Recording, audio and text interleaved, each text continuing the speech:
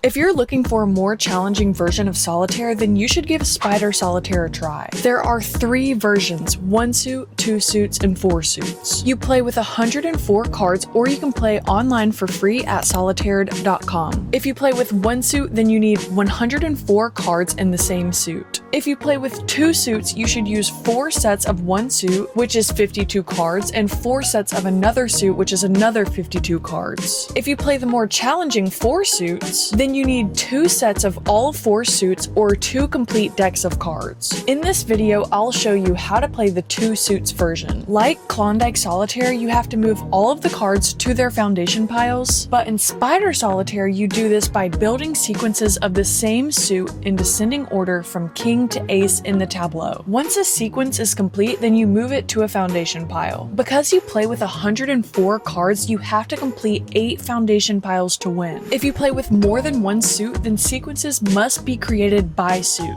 To set up the game, deal from left to right until the first 4 columns have 5 face-down cards each, and the last 6 columns have 4 face-down cards each. Then deal 1 face-up card on each column for a total of 6 cards in the first 4 columns, and 5 cards in the last 6 columns. Place the remaining 50 cards at the top of the tableau. This is called the stockpile. If you use the stockpile, you must deal 1 face-up card onto each column in the tableau. There is no waste pile in this game. You also want to leave space for the 8 foundation piles above the tableau. Once you've set up your game, you're ready to play. All face-up cards are playable. You can move 1 card or a sequence of cards on top of another if it is 1 rank lower. For example, the Jack of Spades to a Queen of Spades. If you're playing with more than 1 suit, you can sequence cards as long as they descend in rank. For example, moving a 2 of Spades onto the 3 of Hearts. You can move sequences of cards in the tableau as long as they are the same